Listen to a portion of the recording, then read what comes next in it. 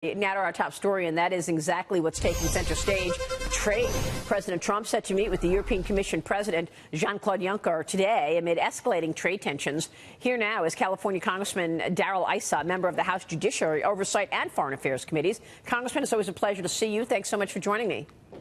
Well, thanks, Maria, and thanks for teeing it up the way you did. It's clear that the president would take a deal of everyone gets rid of their barriers so we can all have equal access.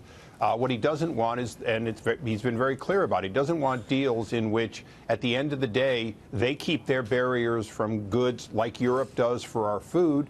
Well, in fact, we strip away our barriers to them. And that's the difference between a Democrat tariff, which is all about permanently protecting failing industries, and a Republican tariff, which is really about using it in order to create something to trade off against those who already have large barriers to entry. And it sounds like that is exactly the negotiating position the president is in and is sticking to. The president tweeted about it this morning, Congressman, and he said this: every time I see a weak politician asking to stop trade talks or the use of tariffs to counter unfair tariffs, I wonder, what can they be thinking? Are we just going to continue and let our farmers and country get ripped off?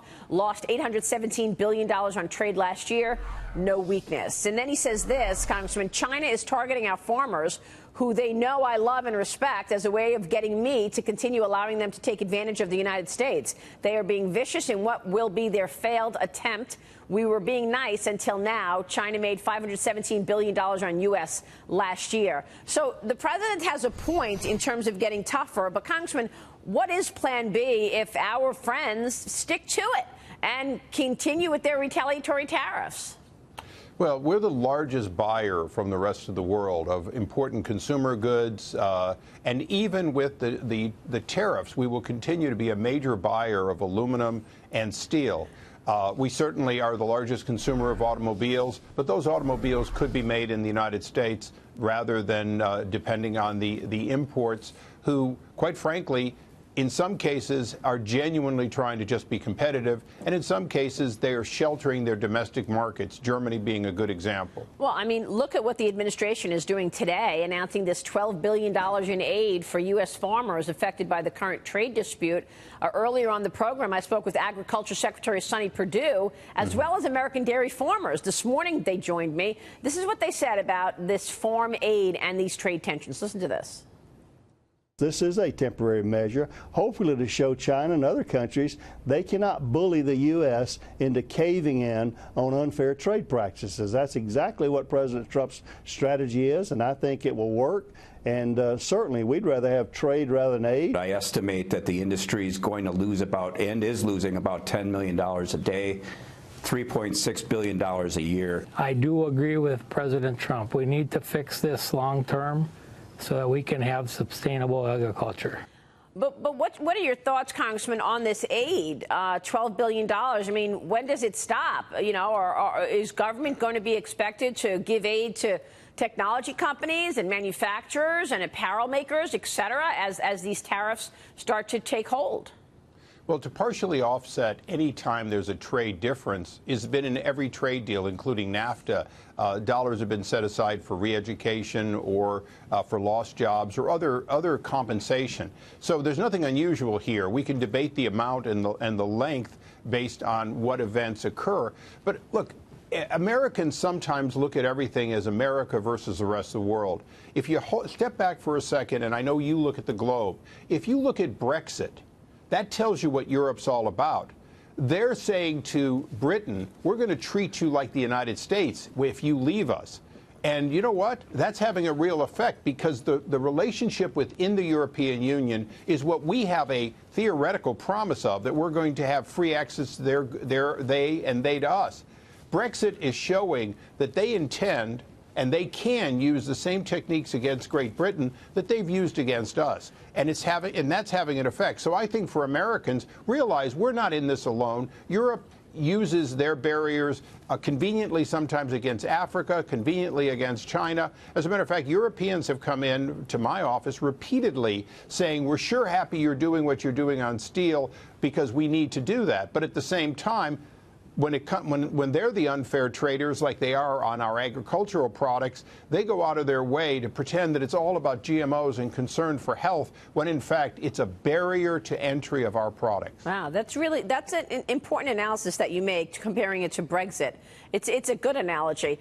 We'll watch this. So you think that the president is in negotiation mode, and at the end of the day, this will work out, or are you worried about this? Republicans are backing this president. Free trading Republicans are backing him because we know that we can't just make deals and then not look at the deal to see whether it's actually giving both sides access.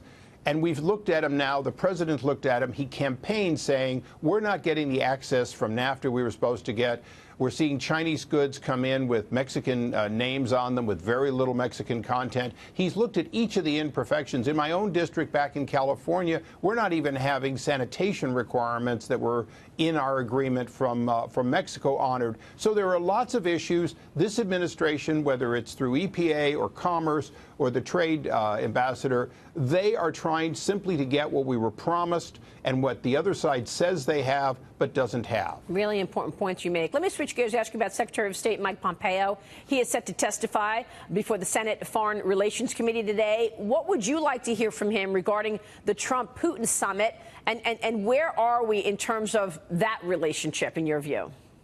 Look, Mike's an incredibly honest, straightforward guy. When we served together in the House, he never pulled punches. So I think before the Senate, he's going to say, look, anytime you have to correct and explain a statement by the President of the United States multiple times, it wasn't good, it wasn't right, it wasn't what we would have achieved. And it does happen.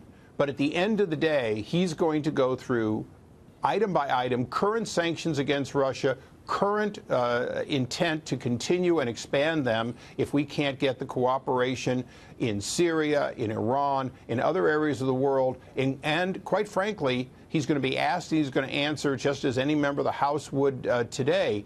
Are we going to continue to not tolerate and not accept Crimea and Ukraine intervention? And the answer is going to be this administration is not going to simply let those countries and regions be taken and accepted. So I think those are important questions.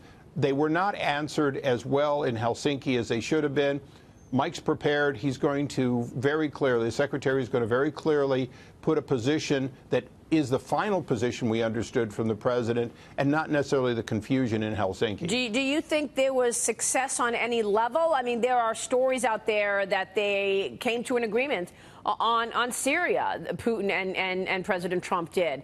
And also, you know, what's your take in terms of what the president, how the president needs to handle Russia? The two countries, 90% of the world's, obviously, nuclear capability. Well, first of all, I think I've known the president behind closed doors, and he's always much more effective in that one-on-one. So I wouldn't be surprised that, in fact, he made real progress on dealing with the go forward on Bashar Assad and keeping Iran out of essentially owning that country as a captive state. On the other part of it, I quite frankly think that we have a lot more to do with Russia, but the one thing we have to understand is we have to treat them as a first world military power able to extend that anywhere in the world, not everywhere, but anywhere in the world. Yeah. And then we have to remember they have an economy the size of Italy. They're not an economic giant at all. Yeah, for sure. Is there an appetite in Congress to put new sanctions against Russia right now? If necessary, we certainly could.